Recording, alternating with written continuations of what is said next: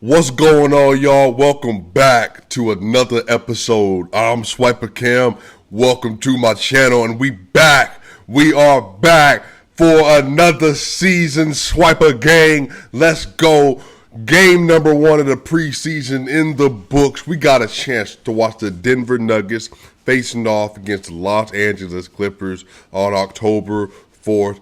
2021, and the Denver Nuggets lost a nail biter 102 to 103. But I know for a fact that we got to take care of business first. Go ahead and hit that subscribe button. Remember, when we get to 10,000 subscribers, we're going to Serbia. We gonna hit it, y'all. I believe we gonna hit it early on in the season. Let's get to 10,000 subscribers. Let's get this channel up. Let's continue to build the Swiper gang, y'all. Look, I don't know about you all, but there are some people that stuck out to me tonight, and a few of them, Michael Porter Jr. looks solid, looks strong, looks athletic, he looks aggressive, look great. Bones Hyland. If you haven't already invested in some Bones Hyland stock, I suggest that you go to your nearest bank, that you go to your nearest JP Morgan, that you hit up Charles Schwab, and that you get some bank and you go ahead and throw it in there for Bones Hyland, because I'm trying to tell you, that kid is special. If Michael Porter Jr. was a highway robbery, woo, boy, we're going to have to come up with something for Bones Hyland, because that boy got handles. That boy is smooth on the court. He was making plays. He was trying to be unselfish and be pass first. But when he shot, I liked his shot selection. Even when he had to contort his body in the lane, he looked good, man. So Bones Hyland looked really good. And I'm not going to lie to y'all. It might not be saying a lot, but this might be the best game I've seen Bol Bol play. This might be the best game I've seen Bol Bol play. And y'all, it's not because Bol Bol hadn't had decent moments, but as you know, Bol Bol typically just hadn't had great performances other than a few plays here and there. But Bol Bol was playing defense. He was contorting shots. He was making sure that people had issues on jump shots and in the lane. And then he had a couple buckets as well. So, y'all, it was a pretty good showing, especially for the fact that if you're looking to see what your young boys can do. Now, we're going to talk about Zeke Naji, who doesn't look great. We're going to talk about the fact that Aaron Gordon looked amazing, looked healthy. Vlatko Cancar, I don't know what his future is. I don't know what his skill set he brings is, other than being the Nikola Jokic friend on the team, but we'll see.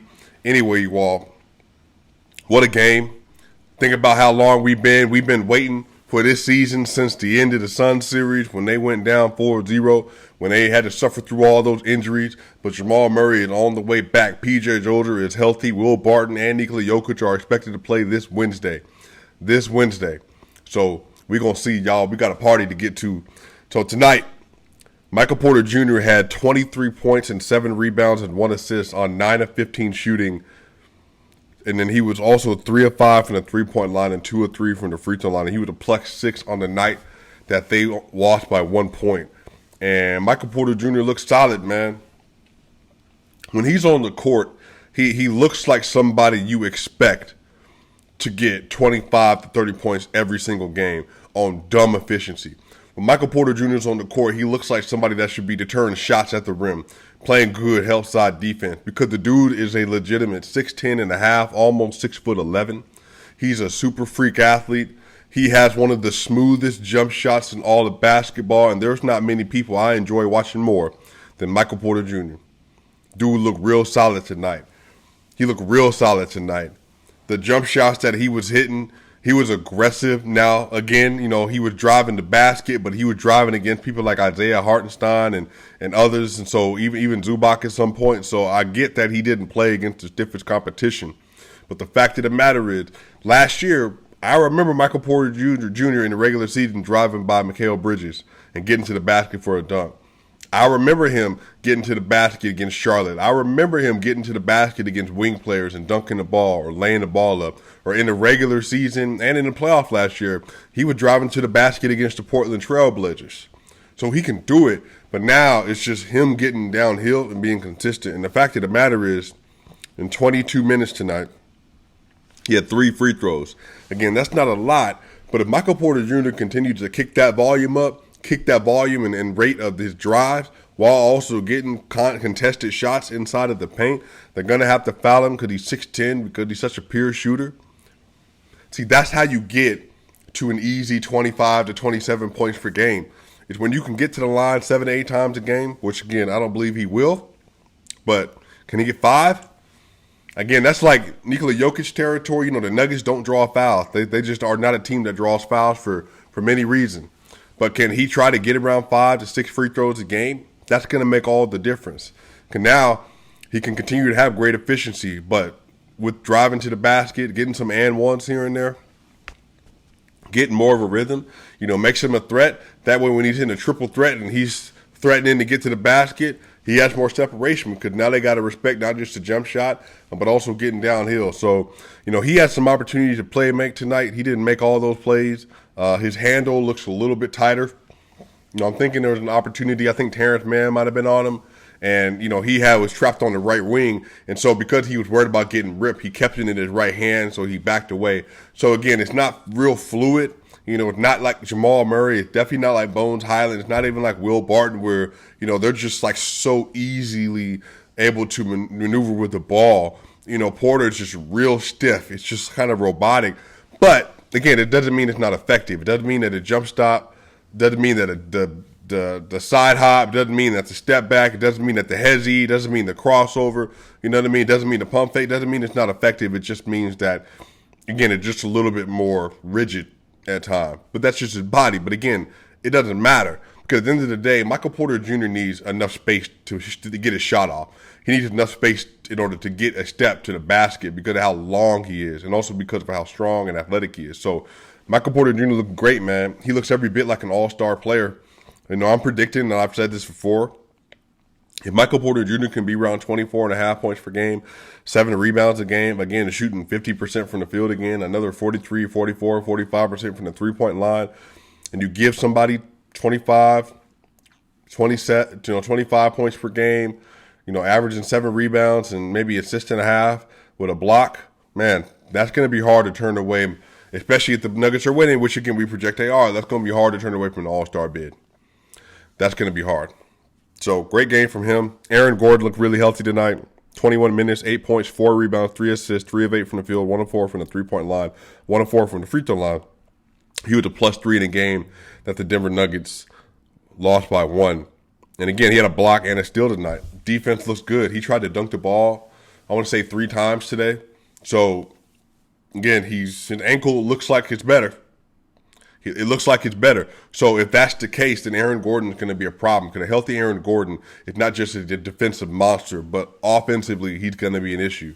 Again, if I had to even get an ideal situation for Aaron Gordon this year, if he was averaging, again, before Jamal Murray comes back, around 16 points per game, 6 rebounds a game, and 4.7 assists per game, shooting 35% from the 3, 36% from the 3, 37 on amazing efficient, which would be amazing for him. 37 would be amazing for him. And you give also stellar defense, and this is your 4th option relatively without Murray, or 3rd option. Man, that's elite. Aaron Gordon ideally should be sitting in the top 10. I'm not even saying top 5, top 10 in Defensive Player of the Year votes at the end of the season. Because that means that he has fundamentally changed the Denver Nuggets defense. So I would love to see, again, if I can get around 16, get around 5 or 6, and get around 4, while Aaron is shooting decent from 3, just being a threat, and a threat who can hit 1 of 3, I'm good. And then Jeff Green started tonight, man. Again, y'all know I have been pounding the table for Jeff Green for a good bit now. Jeff Green is an amazing – he got a dunk on somebody tonight. He's a great athlete. He's a pro's pro. He knows what he's doing. He's responsible, and he's a good leader, man. Jeff Green has just been around the league. He's been on 10 teams. He knows what it takes to win. And having him in that lineup, and the fact that this was the starting lineup, it was Monte Morris, it was P.J. Dozier, Michael Porter Jr., Aaron Gordon, and Jeff Green, then that was defensively a real, potential issue for teams. Because having that kind of a lineup where you have switchability really between 5 to 3, but then even 2 with P.J. Dozier at times, that's going to be a long defensive unit that's going to cause a lot of issues. So Jeff Green looked good. Monte Morris tonight, he didn't hit a shot, 0 of 5, 0 of 1, 0 of 2. He was a -1, but he had 6 assists tonight.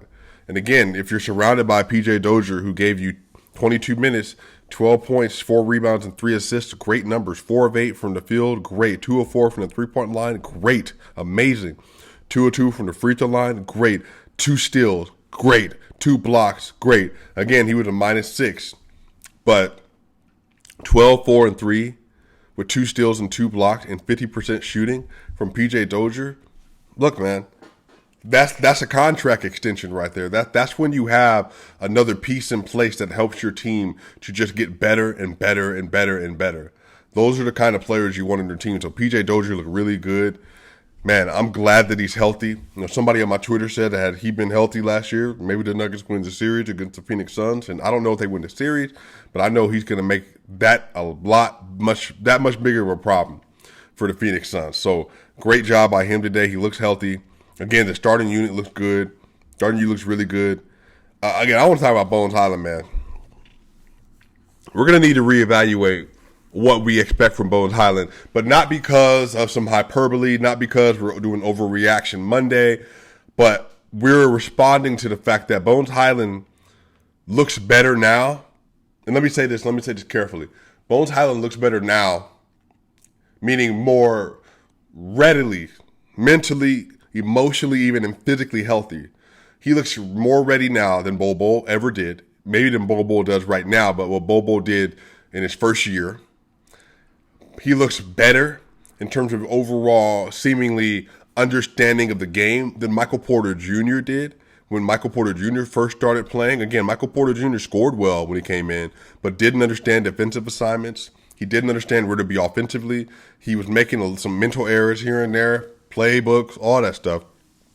Bones had a very strong, for a player in his first NBA game, not including Summer League, had a very strong understanding of what he's supposed to be doing on the court. Now, again, of course, he's a rookie. He on that last possession, he should have got the ball. He didn't get the ball. He didn't even try to go get the ball. Marcus Howard dribbled it out and did some step back 3-pointer.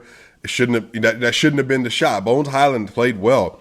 He had 19 points, 4 rebounds, and 2 assists on 8 of 13 shooting, only 1 of 5 from 3, which that's not going to be the case. 2 of 3 from the free throw line, but 1 block, 1 steal, and he was a -6. But again, that was just because of the lineup. Bones was playing defense. He got a couple deflections, including that steal. He had a block.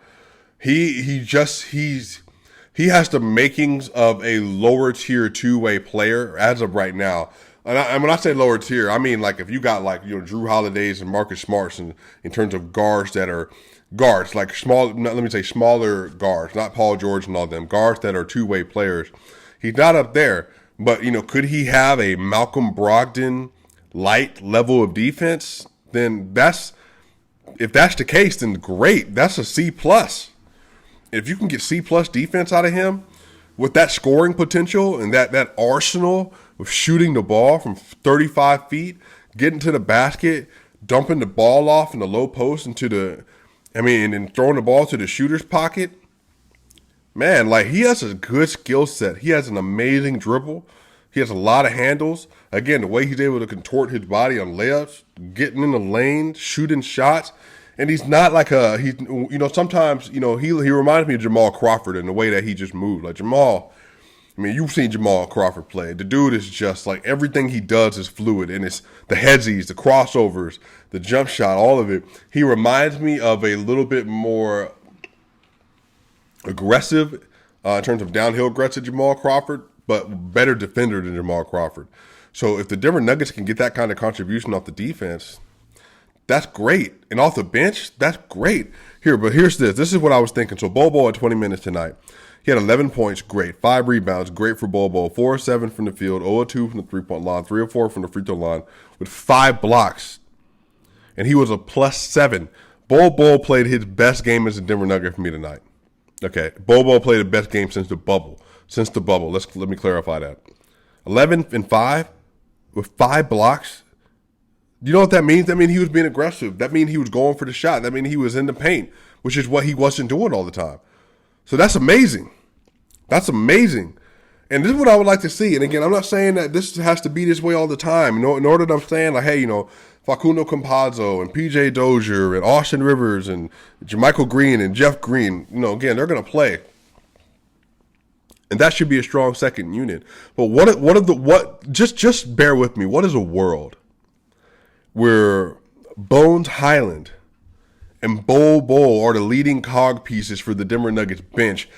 Think about how that would objectively change the layout of the court. Having Bol Bol at 7'2" and a shooter with fluidity and some handles, running and setting the screen for Bones Hyland, who can hit from 35, who can get to the basket, who's a willing and good passer, and who has the smarts to be able to run the pick and roll effectively. Because he threw and ooped the Bol Bol today.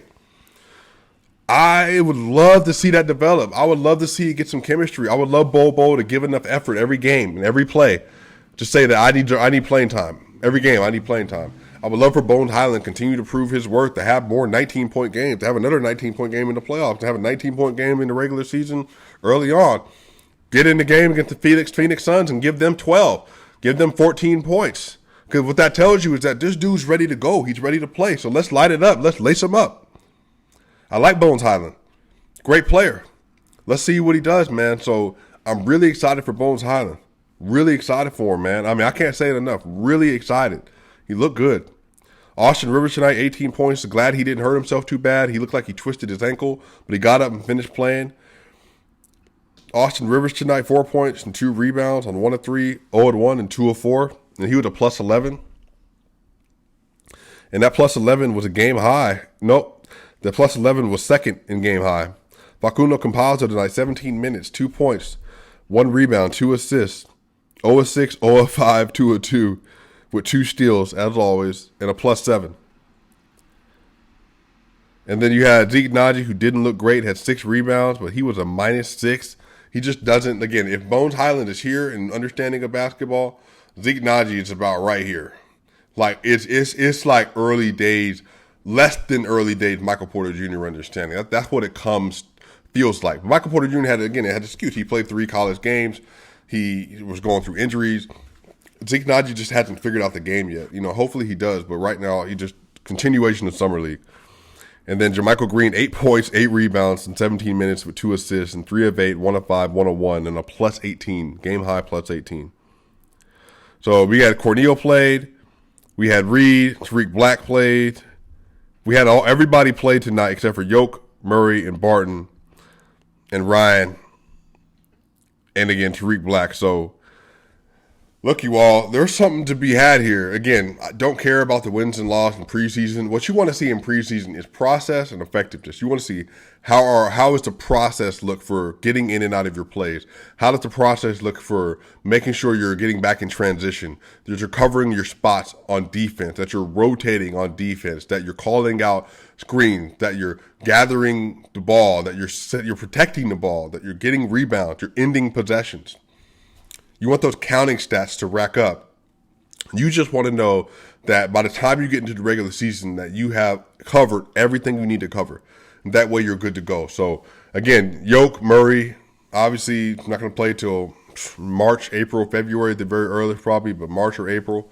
He didn't play. Barton is still getting back from his ankle, expected to play on Wednesday. Yoke, MVP, didn't play, expected to play Wednesday. Brand new father. Again, congratulations, Nikola Jokic. I'm going to be an amazing father. Congratulations to you and your family, to your wife, everybody, man. So, y'all, there's something brewing here, man. Again, Michael Porter Jr., Bol Bol, and Bones Hyland look good tonight. They gave me real glimpses of the near and long-term future. Bones Hyland is one of those pieces you can keep around for a while. So, we'll see. And again, not saying nothing, Monte Morris is probably going to be the starter. Facundo Campazzo is going to play. But Bones Hyland seems to give you the most tangible replacement to what Jamal Murray does because of how he's built. So, we'll see. We'll see. Anyway, y'all, so we're going to be back on Wednesday. Denver plays against Golden State in California. Lord, please keep everybody healthy and safe on both teams, please. And, y'all, we're going to be back. Swipe a game. We're going to get to 10,000 subscribers. If you haven't followed me yet on Twitter, if you want to talk to me, Swipe a Cam, Twitter. Let's go. We out.